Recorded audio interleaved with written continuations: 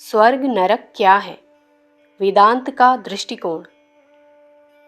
जिस प्रकार निद्रा और उसके अंतर्गत स्वप्न की स्थिति है और वह स्वप्न स्थिति जागृतावस्था ही के विचारों पर अवलंबित है, उसी प्रकार मृत्यु की भी स्थिति होती है और वह स्थिति जीवन समय की भावनाओं पर अवलंबित है। वेदांत इस प्रश्न का उत्तर इस भांति देता है कि यह समय स्वर्गों के सुख उपभोग में अथवा नरकों के घोर दुख में, इंद्र के नंदन वन का ऐश्वर्य अनुभव करने में अथवा अंधकारतम दुख में पड़े रहने आदि की स्थिति में व्यतीत होता है। अब प्रश्न उठता है कि स्वर्ग और नरक की कल्पना क्या है? इस प्रश्न का समाधान यह है कि यह केवल कल्पना से उत्पन्न किए हुए मनोराज हैं। मान लो कि एक क्रिश्चियन अत्यंत श्रद्धालु है। वह क्रिश्चियन धर्म के शास्त्रानुसार चलने वाला है। प्रति रविवार को वह प्रार्थना मंदिर, गिरिजा में जाने को नहीं चूकता। प्रतिदिन सुबह और शाम अंतःकरण पूर्वक भावयुक्त होकर ईश्वर से प्रार्थना करता है। भोजन से पहले ईश्वर से उसकी कृपा मांगा करता है।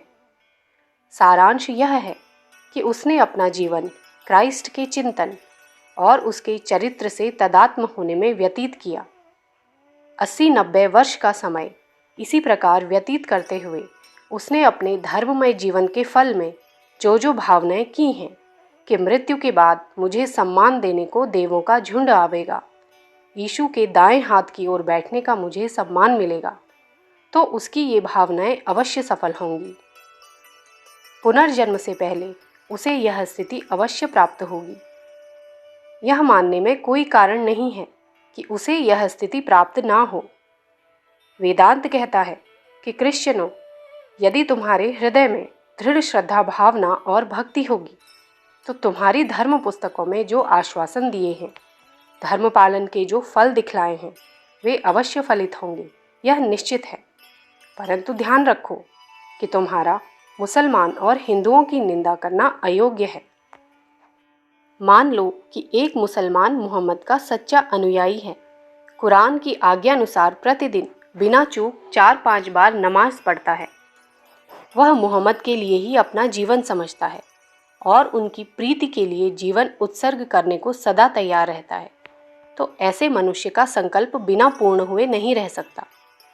वेदांत कहता है कि सृष्टि में ऐसा कोई भी नियम नहीं है, ऐसी कोई भी शक्ति नहीं है जो उक्त प्रकार के मुसलमान के संकल्प को फलित होने में बाधा डाल सके। यह निश्चित है कि यदि ऐसे मुसलमान ने मृत्यु के बाद स्वर्ग के सुंदर सुंदर उपवनों में, भव्य विशाल राजमंदिरों में, खूबसूरत परियों के साथ साथ राजविलास के भोगने की और मद्यपान का आनंद प्राप्त होने की कल्पना की है और उस कल्पना के झूले पर झूलते हुए अपनी आयु पूर्ण की है, तो मृत्यु के बाद और पुनर्जन्म के पहले बीच की स्थिति में उसे अवश्य वे भोगोपभोग प्राप्त होंगे। परंतु वेदांत यह भी कहता है कि हे मुहम्मदानुयायियों, तुम यह कहने का साहस न करो कि मृत्यु के बाद केवल मोहम्मद पैगंबर ही एक ऐसा है जो न्याय करेगा, प्राणियों को ठिकाने लगावेगा। क्रिश्चियनों को उनके विचारानुसार चलने दो। यूरोप, अमेरिका, एशिया, चीन आदि में मरने वाले मनुष्यों को मोहम्मद की संरक्षता में न देकर स्वतंत्र रहने दो। यह हट छोड़ो कि हमारे पैगंबर पर विश्वास रखो तो ही तरोगे, अन्यथा नहीं। इस प्रकार का विधान करने का तुम्हें कोई अधिकार नहीं है। यह निष्ठुरता है। तुम्हारे धर्म द्वारा निश्चित मार्ग से यदि तुम जाओगे तो उसका फल तुम्हें मिलेगा। जीवनावस्था में तुमने जो आकांक्षाएं की होंगी उनके अनुसार तुम्हारे लिए स्वर्ग का दरवाजा खुला हुआ है। उसी प्रकार अन्य धर्मानुयायियों के लिए भी खुला रहने दो। वास्तव में देखा जाए तो स्वर्ग और नरक अपने पर ही अवलंबित है।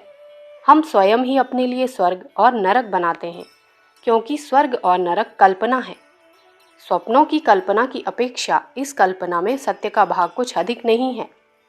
तुम जानते ही हो कि स्वप्न में स्वप्न की स्थिति कभी असत्य मालूम नहीं होती। उसी प्रकार मृत्यु के बाद स्वर्ग नरक की कल्पना उस काल के लिए मृत्यु और पुनर्जन्म के बीच के समय के लिए अक्षर अक्षर सत्य है। परंतु तत्व दृष्टि से यदि देखा जाए तो उस कल्पना में, स्वर्ग और नरक की कल्पना में स्वप्न की अपेक्षा कुछ अधिक सत्य नहीं है। यहाँ पर इस बात पर भी विचार कर लेना आवश्यक है कि लोग कहते हैं कि जब तुम मानते ही हो कि हमारे धर्मों में दिए हुए आश्वासन सच्चे हैं, तो मृत्यु के बाद जो गति हमें प्राप्त होने वाली है वो अत्यंत सुखमय और शाश्वत होनी चाहिए, क्योंकि हमारे धर्मों में कहा गया है कि मनुष्य की मृत्यु के बाद उसे प्राप्त होने वाले स्वर्ग, नरक आदि चिरकाल तक रहने वाले हैं। इस पर वेदांत का कहना है कि शाश्वत काल का अर्थ दीर्घ काल है, प्रायः अनंत काल है। परंतु यह बात ध्यान में रखनी चाहिए कि स्वप्नावस्था और जागृत अवस्था में काल के माप करने की पद्धतियां भिन्न भिन्न प्रकार की हैं। कितनी बार अपनी आंखों के सामने स्वप्न में ऐसी स्थिति दिखती है कि हजारों वर्ष पुरानी बात है, जैसे कि स्वप्न में किसी ने एक पर्वत देखा। जागृत अवस्था की अपेक्षा वह पर्वत नवीन ही उत्पन्न किया गया है, परंतु स्वप्न दृष्टि की अपेक्षा उसे उत्पन्न हुए हजारों वर्ष हो गए हैं।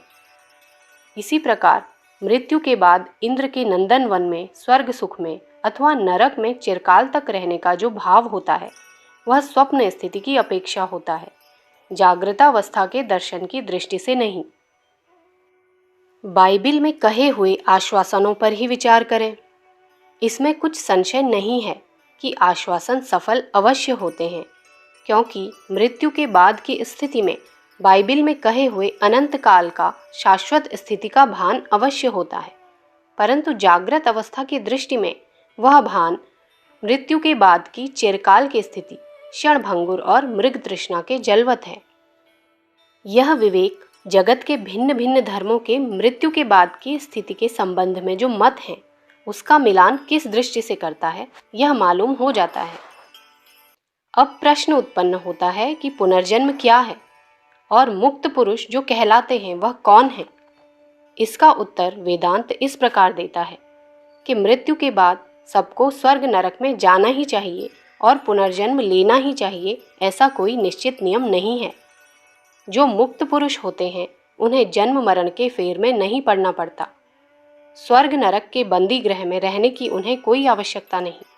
वे संपूर्ण चराचर को अपने में देखते हैं। ऐसे मुक्त पुरुषों का विवेचन करने की यहाँ आवश्यकता है। स्वप्न के दो भाग होते हैं, एक दृष्टा, दूसरा दृश्य। नदी, पर्वत, वन, वृक्ष आदि दृश्य वस्तुओं से घिरा हुआ यह आत्मा प्रवासी दृष्टा है। स्वप्न में अनेक बातें देखी जाती हैं, उनमें मैं कहने वाली एक भिन्न वस्तु है और उससे जो भिन्न दिखाई देता है वे दृश्य वस्तु हैं। वे स्वप्न का दृश्य भाग हैं। वेदांत कहता है कि स्वप्न की दृष्टा और दृश्य रूप दो भाग वाली स्थिति जागृत अवस्था के आत्मा ने ही निर्माण की है। हम ही नदी, पर्वत, बाग, वृक्ष, उनमें विचरने वाले पशु पक्षी बनते हैं और हम ही इन्हें देखने वाले दृष्टा बनते हैं। दोनों ही हम हैं। वेदांत कहता है कि मृत्यु रूपी निद्रा की भी स्थिति इसी प्रकार है। इस निद्रा के स्वर्ग नरक व उनके सुख दुख आदि स्वप्न कल्पना है, जिसके कि उत्पन्न करने वाले हम ही हैं। इस विषय का प्रत्यक्ष अनुभव करने वाला ही मुक्त पुरुष है। एक स्त्री जिसे वेदांत का ज्ञान था, एक हाथ में अग्नि और दूसरे हाथ में पानी लेकर रास्ते में फिर रही थी। लोगों ने उसका यह विचित्र वेश देखकर पूछा कि बाई, यह क्या है?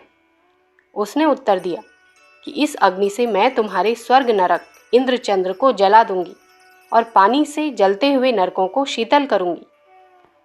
मुक्त पुरुष स्वर्ग नरक की इन कल्पनाओं को पार कर जाता है और वह इनका कुछ भी हर्ष विषाद नहीं करता।